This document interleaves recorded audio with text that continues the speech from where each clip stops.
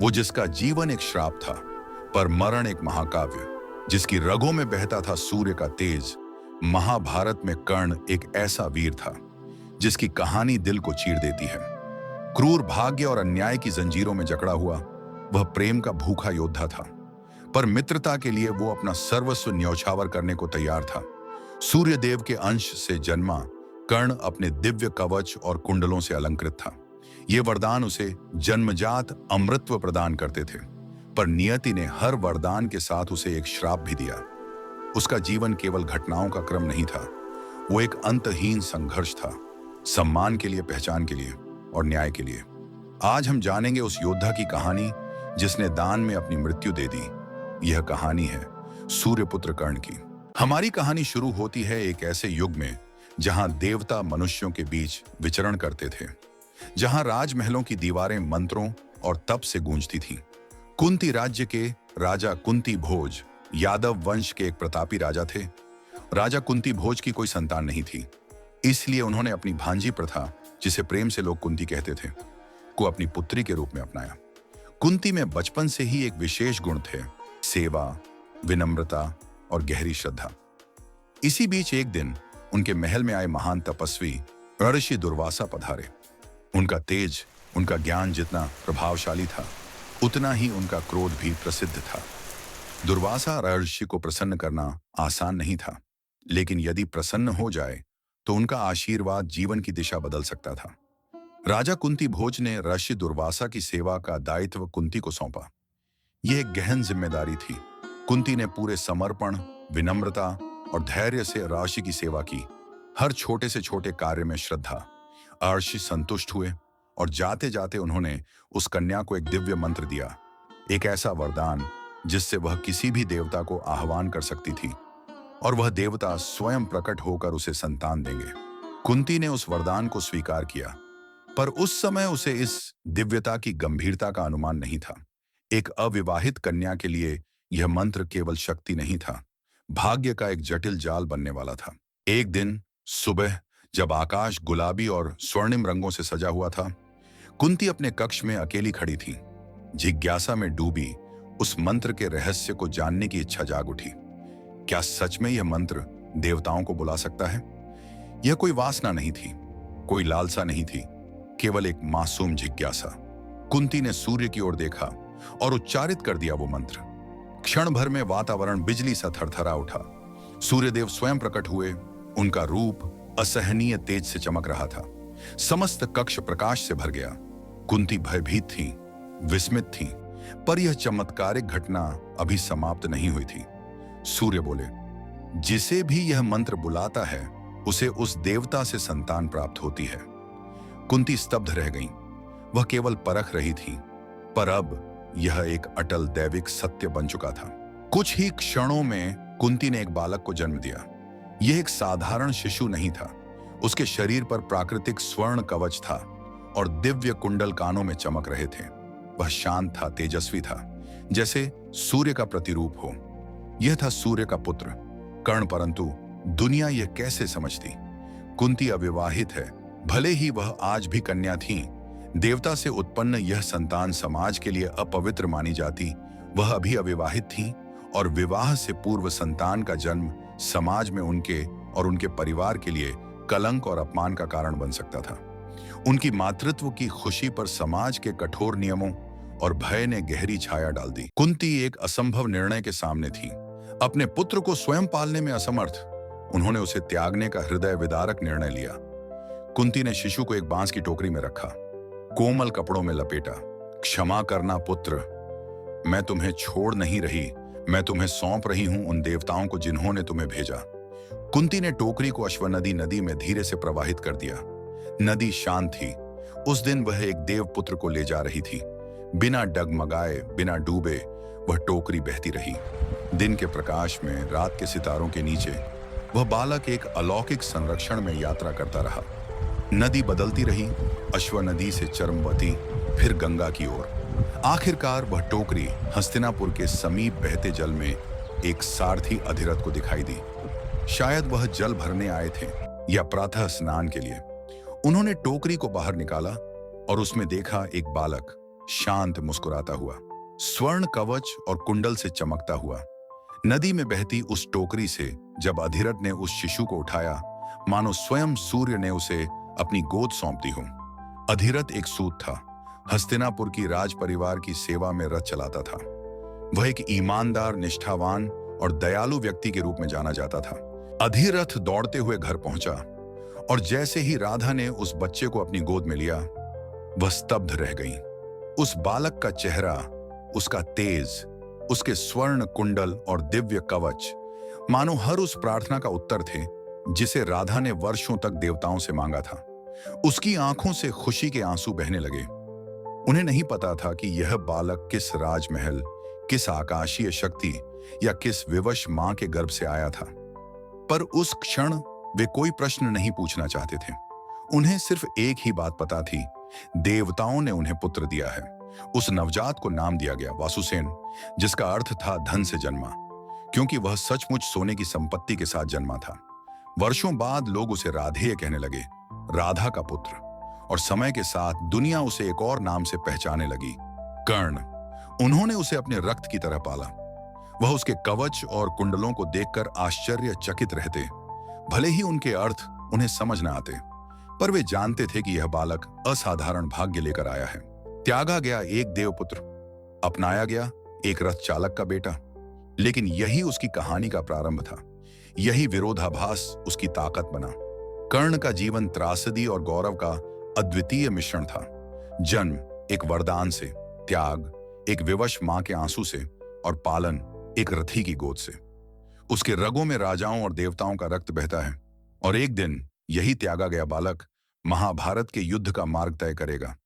जैसे जैसे कर्ण सूत के घर में बड़ा हुआ, उसे राधेय यानी राधा का पुत्र के नाम से पुकारा जाने लगा। उसी घर में उसने विनम्रता, परिश्रम और उदारता के मूल्य सीखे। पालन पोषण भले ही साधारण था, पर कर्ण की असाधारण उत्पत्ति की झलक समय समय पर दिखाई देती रही। उसके शरीर पर जन्म से ही मौजूद वह स्वर्ण कवच और कानों में जड़े दिव्य कुंडल कभी अलग नहीं हुए। ये चिन्ह उसे उसके माता पिता की सामाजिक स्थिति से कहीं ऊपर की गरिमा प्रदान करते थे। अधिरथ और राधा ने धीरे धीरे महसूस किया कि उनका पुत्र किसी सामान्य रथी की संतान नहीं हो सकता। बचपन से ही कर्ण में कुछ अलग दिखने लगा था। गांव के लोग भी उसकी चमकती हुई बाल्यावस्था, कानों के कुंडल और रहस्यमयी जन्म को लेकर कानाफूसी करने लगे थे। वह अपनी उम्र से कहीं अधिक बलशाली था, सीखने में तेज और कम में भी उदारता बरतने वाला। कर्ण को सूर्य देव से गहरा जुड़ाव था। वह रोज सुबह जल्दी उठकर प्रार्थना किया करता। ये आदतें किसी साधारण बालक की नहीं थीं। ये तो उस आत्मा की पहचान थी जिसे किसी बड़े उद्देश्य के लिए गढ़ा गया था। उसकी वीरता की यात्रा किसी सामान्य योद्धा जैसी नहीं थी। वह स्वयं अपने आप को प्रशिक्षित कर रहा था। किशोर अवस्था तक आते आते वह धनुर्विद्या और युद्ध कला में अद्भुत कौशल प्राप्त कर चुका था। वह एक ऐसा योद्धा बन गया था जो ज्ञान का भूखा था, लेकिन सब कुछ स्वयं सीखकर आगे बढ़ रहा था। जैसे ही वह किशोरावस्था में पहुंचा, उसके भीतर एक अग्नि सी जलने लगी, योद्धा बनने की ज्वाला। भीष्म और परशुराम जैसे महायोद्धाओं की कथाएं उसके हृदय में स्वप्नों की तरह बस गई थीं। वह छिपकर अभ्यास करता, लकड़ी से धनुष बनाता, वृक्षों को लक्ष्य बनाकर तीर चलाता। उसे राजपाट की लालसा नहीं थी, उसे चाहिए था सम्मान। उसे अपने कौशल पर भरोसा था। उसे बस एक गुरु की तलाश थी। यह खोज उसे ले गई गुरु द्रोण के पास, जो कुरु राजकुमारों के शस्त्र गुरु थे। कर्ण ने पूरे विनय और आत्मविश्वास से उनके सामने निवेदन किया कि उसे उनके गुरुकुल में शिक्षा पाने दी जाए। लेकिन द्रोण ने कर्ण के संकल्प और मेहनत को नहीं देखा। उन्होंने देखा सिर्फ उसका वंश। एक रथी का पुत्र दिव्य अस्त्रों का ज्ञान नहीं पा सकता, द्रोण ने कठोरता से कह दिया। दरवाजा बंद हो गया। कर्ण टूट गया, क्योंकि उसके पास कौशल की कमी नहीं थी। कमी थी तो केवल उच्च कुल की पहचान की। यह उसके जीवन की पहली पर सबसे कड़वी चोट थी। एक ऐसा घाव जिसने उसका जीवन बदल दिया। लेकिन उस अस्वीकृति ने कर्ण को तोड़ा नहीं, उसने उसे गढ़ा।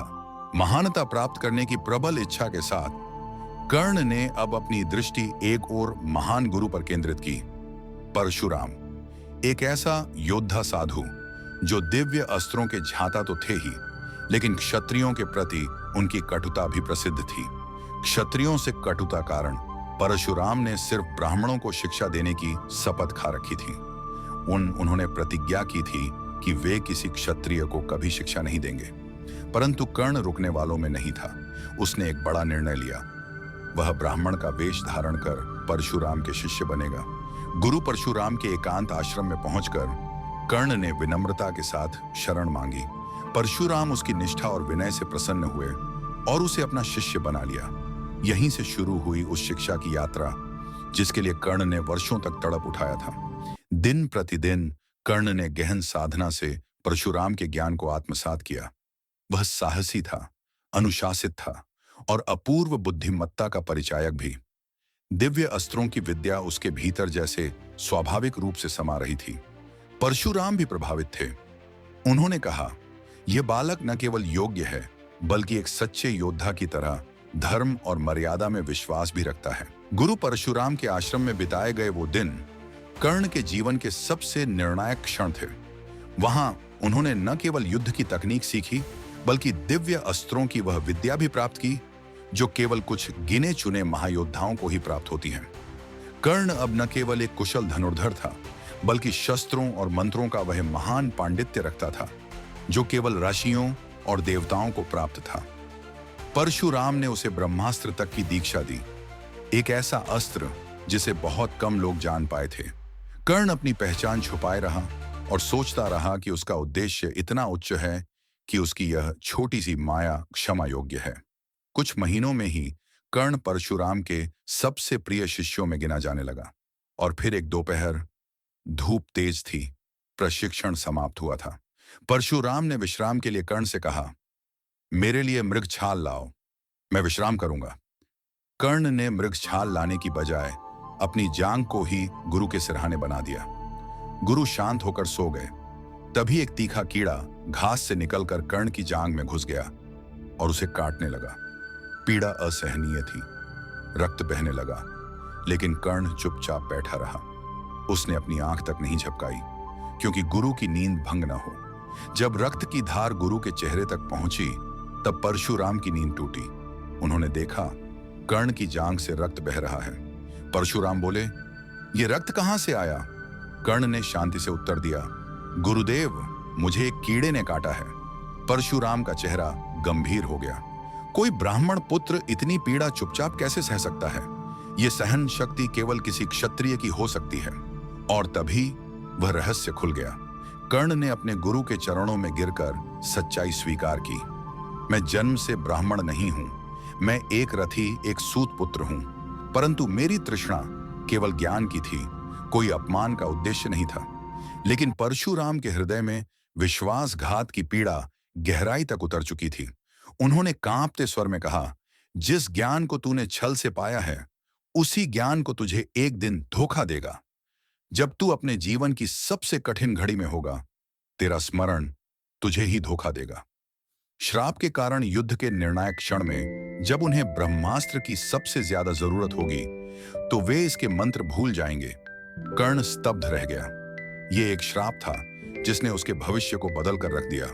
परशुराम ने अपना मुंह मोड़ लिया और कर्ण को अपने आश्रम से निष्कासित कर दिया। एक छल और एक जीवन भर का श्राप। कर्ण टूट चुका था।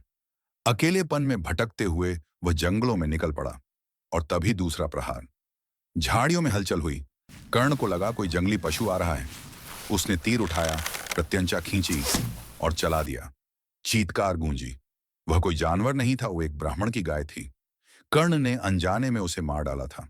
कर्ण तुरंत दौड़ा, क्षमा मांगी, हाथ जोड़े, लेकिन ब्राह्मण ने कहा, जिस तरह तूने मेरी निर्दोष गाय को उस क्षण मारा जब वह असावधान थी, ठीक वैसे ही एक दिन तू भी मारा जाएगा, जब तू अपने रथ में फंसा होगा, असहाय होगा और कोई तुझे मार डालेगा। दूसरा श्राप। कुछ ही दिनों में दो श्राप। एक महान आत्मा भी शायद टूट जाती, लेकिन कर्ण नहीं टूटा। कुछ पल को उसे ऐसा लगा जैसे वह विधि का निशाना बन गया हो, हर पीड़ा उसी पर लक्षित हो। लेकिन कर्ण ने हार नहीं मानी। वह लौट आया अपने माता पिता के पास, वृद्ध राधा और अधिरथ के पास। उसने परशुराम से मिली विद्या का वर्णन किया। लेकिन उसके बदले मिले श्राप को चुपचाप अपने हृदय में छुपा लिया। दिन बीते, कर्ण चुपचाप अपने जख्मों को सहलाता रहा। वह कभी कभी अपने शरीर पर जड़े स्वर्ण कवच को छूता, मानो उसमें शक्ति खोजता हो। यह सूर्यदेव का आशीर्वाद था। और तभी उसे एक समाचार मिला। हस्तिनापुर में गुरु द्रोण एक महायोद्धा प्रदर्शन प्रतियोगिता का आयोजन कर रहे थे। सभी राजकुमार और योद्धा उसमें भाग लेंगे, विशेषकर अर्जुन, जो उस समय तक काफी प्रसिद्ध हो चुके थे। कर्ण की आंखों में एक बार फिर ज्वाला जली। अब वक्त था अपनी योग्यता को साबित करने का। कर्ण के सामने अब अवसर था कि वह हस्तिनापुर के श्रेष्ठ राजकुमारों के समक्ष खड़ा हो, विशेष रूप से अर्जुन के सामने, जो गुरु द्रोण का प्रिय शिष्य था और जिसकी वीरता की चर्चा पूरे आर्यावर्त में फैल चुकी थी। कर्ण तैयार था। उसने निर्णय लिया, वह हस्तिनापुर जाएगा और इस प्रतियोगिता में भाग लेगा। त्रासदी के बीज तो बोए जा चुके थे, परंतु कर्ण की कथा अभी अधूरी थी। एक नई रणभूमि उसकी प्रतीक्षा कर रही थी। हस्तिनापुर का रंगभूमि उत्साह से भर उठा था। राजा धृतराष्ट्र के दरबारी, सभासद और नगरवासी बड़ी संख्या में एकत्रित हुए थे। यह कोई साधारण प्रतियोगिता नहीं थी। यह था वर्षों के प्रशिक्षण के बाद कौरवों और पांडवों के शस्त्र कौशल का सार्वजनिक प्रदर्शन। गुरु द्रोणाचार्य ने एक भव्य धनुर्विद्या प्रतियोगिता का आयोजन किया था। राजसभा में राजा धृतराष्ट्र विराजमान थे। आंखों से नहीं, लेकिन अपने सच्चे सेवक संजय के वर्णन से प्रत्येक दृश्य को सुन रहे थे। रानी कुंती, रानी गांधारी और अन्य राजमहल की स्त्रियां भी एक ऊंचे मंच से इस आयोजन को देख रही थीं, कुछ चिंता, कुछ गर्व और भविष्य की आशंकाओं के साथ। चारों ओर आम जनता भी जुटी थी। जनमानस इस प्रतियोगिता को केवल एक तमाशा नहीं, बल्कि महाकाव्य के भविष्य के पन्नों को अपनी आंखों से बनते देख रहा था।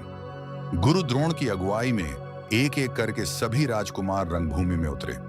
सबसे पहले पांडवों में ज्येष्ठ युधिष्ठिर ने धनुर्विद्या का प्रदर्शन किया। एकाग्रता, संयम और निशाने पर तीव्र नियंत्रण। फिर बारी आई अन्य राजकुमारों की। कभी कोई तलवार घुमाता तो कोई भाले से निशाना साधता, कहीं ढाल का संतुलन दिखता तो कहीं गदा और जालियों का कौशल। यह केवल युद्ध कला नहीं थी, यह गौरव, परंपरा और भविष्य की परीक्षा थी। लेकिन तभी एक ऐसा क्षण आया जिसने पूरी रंगभूमि का तापमान बदल दिया। भीम पांडवों में द्वितीय और दुर्योधन कौरवों में ज्येष्ठ एक दूसरे के समक्ष गदा लिए रंगभूमि में उतर आए। उनकी प्रतिद्वंद्विता वर्षों पुरानी थी और आज वह गदा युद्ध की गर्जना में फूट पड़ी। भीम और दुर्योधन दोनों शेरों की तरह दहाड़ते हुए भिड़े। गदा की हर चोट में गूंज थी, आक्रोश था और एक अघोषित युद्ध की आहट भी। दर्शक दो पक्षों में बंट गए। क्षण भर में वह युद्ध प्रदर्शन एक विकराल द्वंद्व में बदल गया। गुरु द्रोण को स्थिति की गंभीरता समझ आई। उन्होंने तुरंत अपने पुत्र अश्वत्थामा को आदेश दिया, युद्ध रोको, इससे पहले कि यह प्राणघातक हो जाए। युद्ध रुका, लेकिन रंगभूमि में अभी भी आवेश की ज्वाला जल रही थी। इस ऊर्जा को एक दिशा देने के लिए द्रोणाचार्य ने अब अपने सर्वश्रेष्ठ शिष्य का नाम पुकारा। अब बारी है अर्जुन की। द्रोण ने अर्जुन को न केवल अपने शिष्य के रूप में, बल्कि इंद्रपुत्र और शस्त्रों के अधिपति के रूप में प्रस्तुत किया। और फिर रंगभूमि में उतरे अर्जुन, पूर्ण युद्ध वेश में, धूप में चमकती हुई रजत कवचधारी काया, हाथों में गांडीव धनुष। उसकी चाल में आत्मनियंत्रण था, उसकी आंखों में विजेता का तेज। मध्याह्न का सूर्य जैसे बिजली की चमक से फट पड़ा हो, वैसा था अर्जुन का प्रवेश। सबकी निगाहें अब अर्जुन पर थीं, क्योंकि वह केवल पांडवों का नहीं, बल्कि एक युग का प्रतिनिधि योद्धा बनकर खड़ा था। भीड़ में एक स्वर गूंजा, अब यह अर्जुन ही होगा जो कुरु वंश की रक्षा करेगा। मंच पर बैठे जन समूह की निगाहें अर्जुन पर टिकी थीं। उसने रंगभूमि में प्रवेश किया, स्थिर, एकाग्र और आत्मविश्वास से भरा हुआ। फिर प्रारंभ हुआ वह प्रदर्शन जिसने यह प्रमाणित कर दिया कि वह गुरु द्रोणाचार्य का श्रेष्ठतम शिष्य क्यों कहलाता था। उसका पहला वार ही अद्भुत था।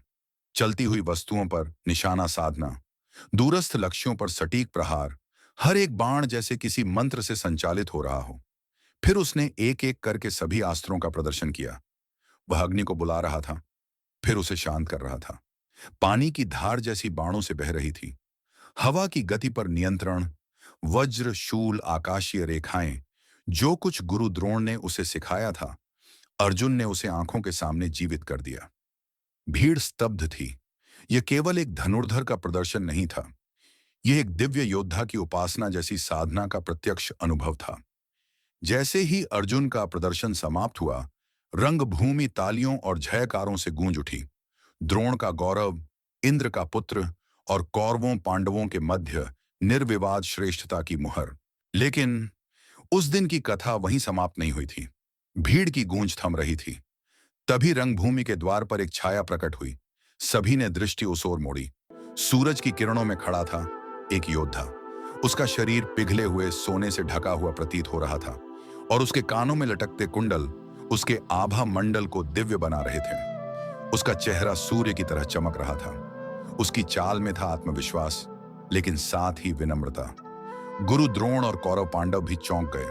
कौन था यह तेजस्वी युवक? तभी सभा में बैठे दुर्योधन अचानक उठ खड़ा हुआ। उसके चेहरे पर प्रसन्नता की आभा फैल गई। शायद उसे अपने जीवन का वह साथी मिल गया था। और मंच पर एक और चेहरा था जो हल्के से कांप गया था, रानी कुंती। उसके मन में एक आशंका उठी। क्या यह वही है? युवक आगे बढ़ा, शांत, स्थिर। पहले वह गुरु कृपाचार्य और गुरु द्रोण के पास गया और उन्हें प्रणाम किया, जैसे एक योग्य शिष्य करता है। फिर उसने अर्जुन की ओर देखा और पूरे रंगभूमि के समक्ष अपनी आवाज में ललकार दी, पार्थ, जो कुछ तुमने दिखाया है उससे अधिक मैं दिखाऊंगा। सभा में सनसनी फैल गई। एक अनजान योद्धा और इतनी साहसिक चुनौती। अर्जुन पीछे नहीं हटा। उसकी दृष्टि में जिज्ञासा थी, परंतु आत्मसम्मान भी। उसने उत्तर दिया, जो भी अस्त्र तुम्हें तुम्हारे आचार्य ने सिखाए हों उन्हें दिखाओ। मैं उनका प्रत्युत्तर दूंगा और प्रमाणित करूंगा कि मैं तुमसे श्रेष्ठ हूं। अब सभा का वातावरण बदल गया था। अर्जुन भी अब मौन नहीं था। उसकी आंखों में अब स्पर्धा की ज्वाला थी। कर्ण की चुनौती अब केवल शब्दों की नहीं रही थी, अब यह था एक महासमर का आमंत्रण। कर्ण ने कहा, यह रंगभूमि केवल तुम्हारी नहीं अर्जुन। यदि इतना साहस है तो बाण चलाओ। भीड़ स्तब्ध रह गई। अब यह केवल एक प्रदर्शन नहीं, बल्कि एक युद्ध की पूर्व घोषणा थी। एक महायुद्ध जो दो जीवनों को और एक महाकाव्य को हमेशा के लिए बदल देने वाला था। वाणी के संग्राम से यह स्पष्ट हो चुका था। अब यह शब्दों की नहीं, शौर्य की परीक्षा थी। कर्ण और अर्जुन दोनों आमने सामने खड़े थे। वातावरण में तलवारों की नहीं, अब बाणों की गूंज होनी थी। परंतु तभी एक वृद्ध स्वर गूंजा, गुरु कृपाचार्य, राज परिवार के वरिष्ठ आचार्य और नीति गुरु आगे बढ़ते हैं। उन्होंने अपने अनुभव और नियम ज्ञान के बल पर इस द्वंद्व को रोकने का निर्णय लिया। उन्होंने कहा, यह अर्जुन पांडुपुत्र कुरुवंश का राजकुमार है, इसलिए यदि कोई उससे समर करे तो वह भी उसके समकक्ष कुल और वंश का होना चाहिए। या बताओ, तुम्हारा कुल क्या है? तुम किस वंश से आते हो? कर्ण शांत खड़ा रहा। उसने बोलने के लिए मुंह खोला, परंतु शब्द नहीं निकल पाए। भीड़ में प्रत्येक व्यक्ति ने उस संकेत को पहचान लिया। कर्ण को कभी राजकुमार के रूप में प्रस्तुत नहीं किया गया था। उसके वस्त्र भव्य थे, परंतु उन पर कोई राज चिन्ह नहीं था। अब तक उसका नाम, उसका कुल, सब अनजान थे। गुरु कृपाचार्य की इस चुनौती के आगे कर्ण की आंखों की चमक मंद पड़ गई। उसने अपनी दृष्टि नीचे कर ली। कमल की भांति लज्जा में झुक गया कर्ण का मस्तक, ऐसा वर्णन किया गया है। अब सच्चाई सामने थी। कर्ण के पास कोई शाही वंश नहीं था। वह तो बड़ा हुआ था अधिरथ के घर में। एक सारथी, एक सूत, वह जाति जो राजाओं की रथ तो चला सकती थी, परंतु उनके समकक्ष खड़ी नहीं हो सकती थी। यदि कर्ण यहां अपने जन्म का सच बता देता तो उसका यह युद्ध समाप्त हो जाता, क्योंकि शास्त्रों और नीतियों के अनुसार एक क्षत्रिय ही क्षत्रिय से द्वंद्व कर सकता था। कर्ण चुप था। उसकी चुप्पी उसके चेहरे से भी अधिक बोल रही थी। भीड़ अब सशंकित थी। क्या यह स्वर्ण वर्ण वाला धनुर्धर जिसने अर्जुन को चुनौती दी थी वास्तव में किसी निम्न वंश का था? गुरु द्रोण भी निश्चल खड़े थे, शस्त्र विधान से बंधे हुए। यदि कर्ण राजवंशी नहीं निकला तो यह युद्ध नियमों के विरुद्ध होगा। एक और महान अवसर कर्ण के भाग्य की दीवार से टकराकर बिखर गया। कर्ण की चुप्पी अब अपमान में बदलने ही वाली थी। तभी मंच के एक छोर से आवाज आई, रुको! दुर्योधन उठ खड़ा हुआ। उसकी आंखों में क्रोध था, परंतु वह कर्ण के लिए था, कर्ण के विरुद्ध नहीं।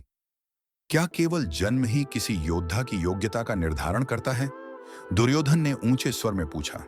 नहीं, एक सच्चा योद्धा उसकी वीरता से जाना जाता है, न कि उसके कुल से। दुर्योधन ने कहा, शौर्य और साहस ही क्षत्रिय के लक्षण हैं। उसने कर्ण की ओर इशारा किया। बताओ, क्या कोई मृग शावक सिंह को जन्म दे सकता है? यह बालक जिसकी देह पर सूर्य सी आभा है, जिसके वक्ष पर स्वर्ण कवच है, कानों में दिव्य कुंडल, क्या यह कोई तुच्छ जन्म का हो सकता है? कर्ण दुर्योधन की आंखों में एक राजा के समान प्रतीत हो रहा था। फिर दुर्योधन ने इतिहास रच दिया। उसने मंच से घोषणा की, यदि अर्जुन केवल किसी राजा से ही युद्ध करेगा, तो आज और इसी क्षण मैं इस महायोद्धा कर्ण को अंग देश का राजा घोषित करता हूं। सभा में एक पल के लिए सन्नाटा छा गया। राजा अंगराज कर्ण, यह घोषणा दुर्योधन के अधिकार में थी। दुर्योधन ने स्वयं कर्ण के मस्तक पर राज्याभिषेक की पगड़ी बांधी। सभा जो पहले स्तब्ध थी, और कर्ण, वह भाव विभोर था। उसने दुर्योधन की ओर देखा और कहा, हे नरसिंह, मैं आपके इस उपकार का बदला क्या दे सकता हूं? मेरे पास कुछ नहीं, बस मेरा जीवन है। मैं आपके आदेशों का पालन करूंगा और अंतिम सांस तक आपका सखा बना रहूंगा। दुर्योधन मुस्कुराया। उसने कहा, मुझे कुछ नहीं चाहिए, बस तुम्हारी मित्रता चाहिए। और वहीं रंगभूमि के बीचों बीच दोनों ने एक दूसरे को आलिंगन में भर लिया। भीड़ देख रही थी, इतिहास लिखा जा रहा था, और उस दिन महाभारत की सबसे शक्तिशाली मित्रता की शुरुआत हुई, दुर्योधन और कर्ण। लेकिन वहीं सभा के बीच भीम ने कर्ण का अपमान किया, हंसते हुए, कटाक्ष करते हुए। हे रथ सारथी के पुत्र, भीम बोला, तेरा भाग्य अर्जुन के हाथों वीरगति नहीं, बल्कि रथ चलाना है। अपने असली काम पर लौट जा और कोड़ा संभाल। भीम की अगली पंक्ति और भी विषैली थी। जिस प्रकार कोई भटका कुत्ता यज्ञ की हवन सामग्री चाटने का अधिकारी नहीं, उसी प्रकार तू भी किसी राज्य का शासक बनने योग्य नहीं। कर्ण चुप था। कर्ण ने कोई उत्तर नहीं दिया, वह चुप रहा। परंतु दुर्योधन खड़ा हो गया, आग की तरह। बस, उसने गरजते हुए कहा, एक योद्धा की प्रतिष्ठा उसके जन्म से नहीं, बल्कि उसकी वीरता से होती है। यदि कर्ण में क्षत्रिय की योग्यता है, तो उसे क्षत्रिय जैसा सम्मान भी मिलेगा, चाहे उसका जन्म कोई भी हो। फिर दुर्योधन ने समस्त सभा को चुनौती दी, यदि कोई भी यह सहन नहीं कर सकता कि कर्ण आज अंग का राजा है, तो वह सामने आए, अपना रथ सजा ले, धनुष चढ़ा ले और युद्ध करे। सभा मौन हो गई। न कोई राजकुमार उठा, न कोई योद्धा। उस चुनौती के आगे दुर्योधन ने समाज की सारी रूढ़ियां तोड़ दी। कर्ण अब अकेला नहीं था, अब वह एक स्वीकृत योद्धा था, जिसके पीछे खड़ा था हस्तिनापुर का युवराज स्वयं। सूरज अब क्षितिज को छू रहा था, प्रकाश मंद हो चुका था। नियमों के अनुसार संध्या के बाद युद्ध प्रदर्शन की अनुमति नहीं थी। घोषणा हुई, दिवस का युद्ध प्रदर्शन समाप्त। परंतु इस दिन की स्मृति शाम तक सीमित नहीं रही। सभा के लोग लौट रहे थे, परंतु उनके मन में अब द्वंद्व था। क्या अर्जुन आज भी श्रेष्ठ था, या वह योद्धा जिसे किसी ने पहचाना तक नहीं? कर्ण, जो अर्जुन की समकक्षता तक पहुंचा और एक राज्य अर्जित कर गया, क्या वही सच्चा विजेता था? यह रंगभूमि की समाप्ति नहीं थी, बल्कि आरंभ था एक युगांतरकारी कथा का, जहां पांडव और कौरवों की नियति अब कर्ण के साथ जुड़ चुकी थी। कर्ण का राज्याभिषेक तो हुआ था, पर सबसे गहरी हलचल किसी और के भीतर थी। रानी कुंती चुपचाप उस भव्य सभा से बाहर निकल रही थी, लेकिन उनके मन में एक तूफान उमड़ रहा था। भीड़ के बीच से उन्होंने उस युवक को देखा, जो अब अंग देश का नवनियुक्त राजा था। वही युवक जिसे उन्होंने कभी अपने गर्भ से जन्म दिया था, जिसे कभी एक पाप समझकर नदी की धाराओं के हवाले कर दिया था। आज वह उनके सामने खड़ा था, सुवर्ण कवच और दिव्य कुंडलों के साथ, उसी पहचान के साथ जिससे वह मां उसे कभी भूल नहीं सकी। उस पल में कुंती की आंखों में पीड़ा भी थी और गर्व भी। कर्ण जीवित था। वह न केवल जीवित था, बल्कि सम्मानित भी था। एक योद्धा, एक राजा। उसका कद और यश अब पूरे आर्यावर्त में फैल चुका था। लेकिन इसी गर्व के नीचे छिपा था एक डर, एक ऐसा भय जो उसकी आत्मा को झकझोर रहा था, क्योंकि अब वह जान चुकी थी अर्जुन और कर्ण दोनों उसके पुत्र हैं।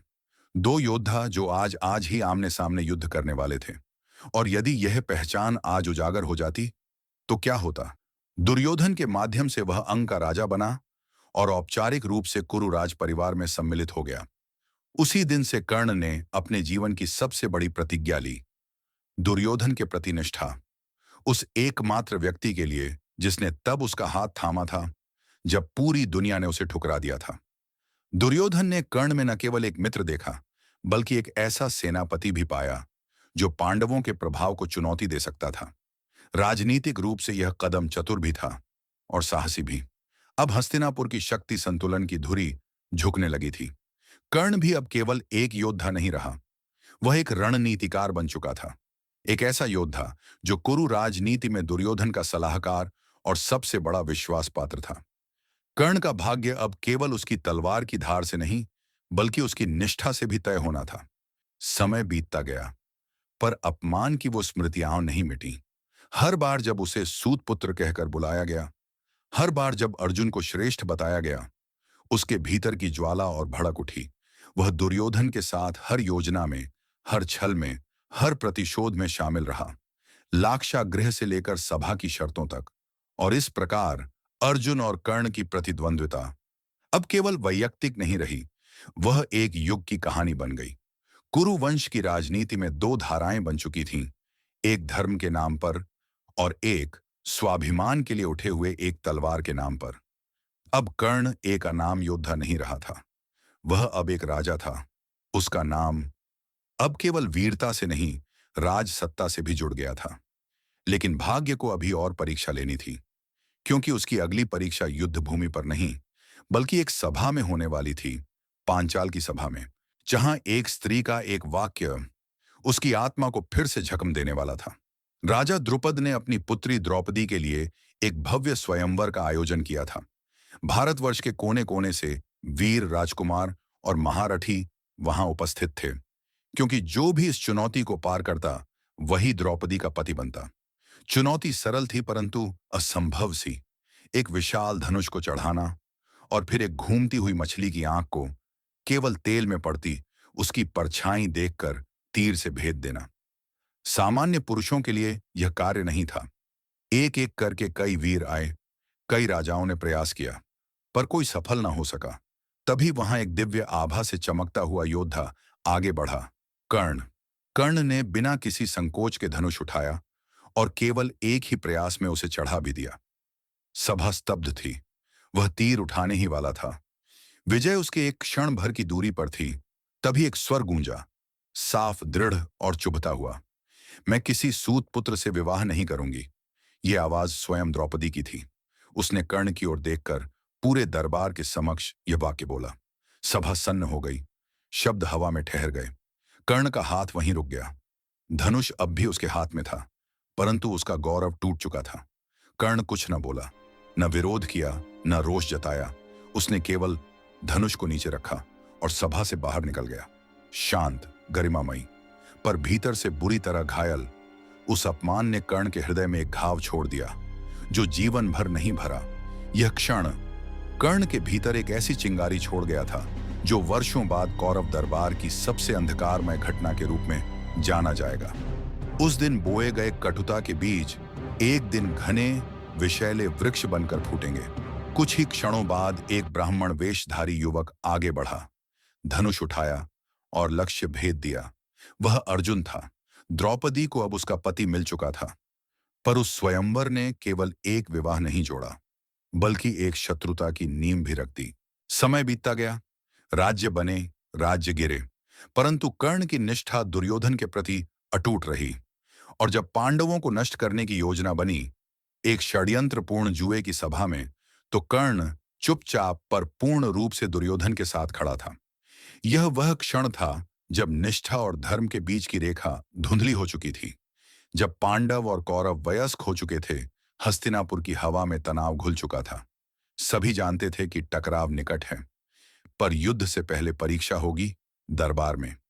वो दिन आया जब धृतराष्ट्र ने एक जुए की सभा का आयोजन किया। पांडवों को आमंत्रित किया गया और उनके साथ भाग्य ने छल किया। युधिष्ठिर हारते गए, राज्य, धन, राजकुमार, स्वाभिमान, और अंततः उन्होंने हार दी द्रौपदी को। सभा सन्न हो गई। एक रानी, एक स्त्री, पांचों पांडवों की पत्नी अब दाम की वस्तु बनाकर दरबार में घसीटी गई।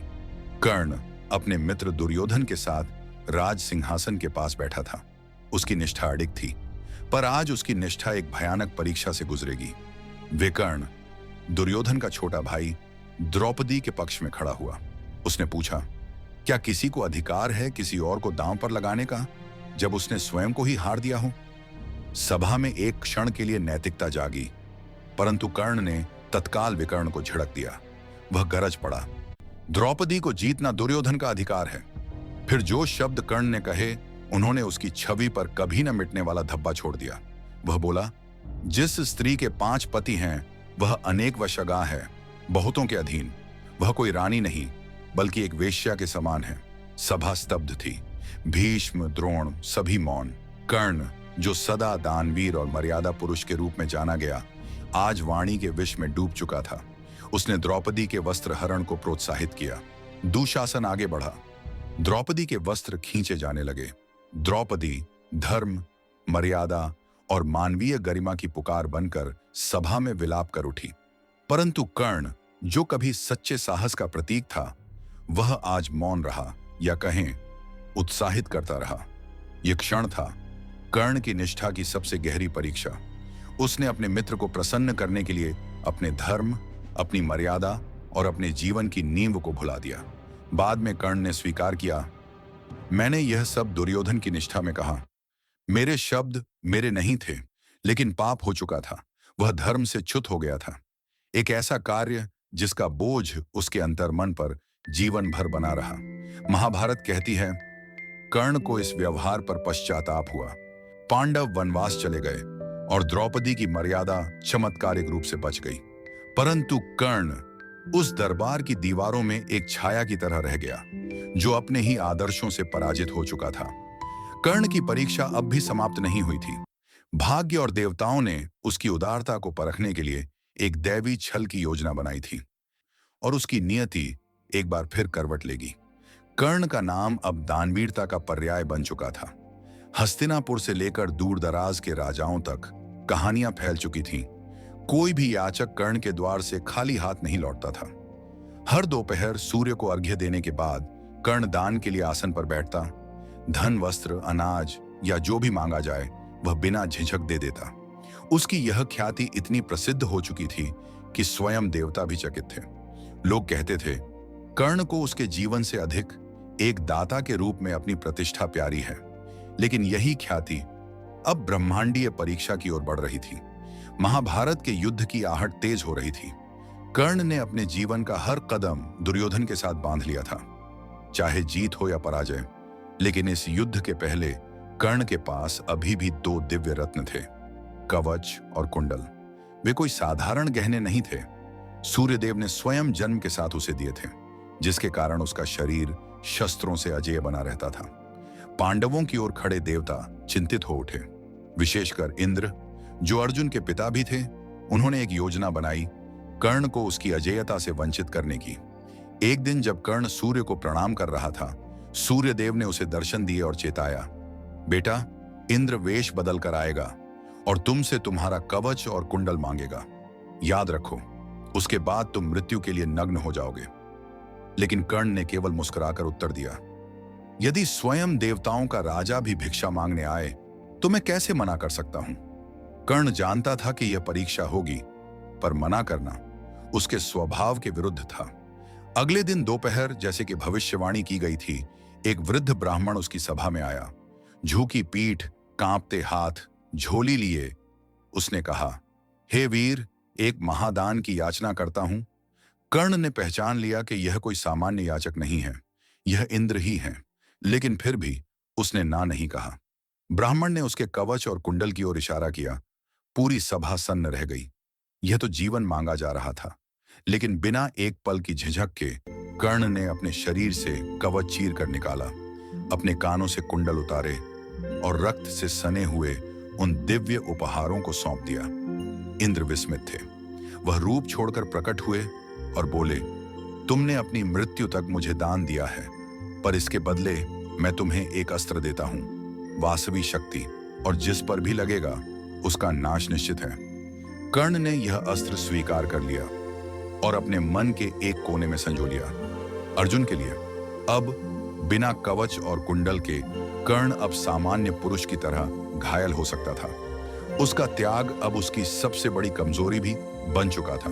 कवच नहीं था पर आत्मबल था, कुंडल नहीं थे पर कर्ण था। जैसे ही कुरुक्षेत्र की धरती पर सेनाएं एकत्र हो रही थीं, कर्ण के जीवन का एक और रहस्य सामने आया। युद्ध की पूर्व संध्या पर स्वयं श्री कृष्ण कर्ण के पास आए, एक ऐसा सत्य लेकर जो कर्ण की आत्मा को झकझोर देने वाला था।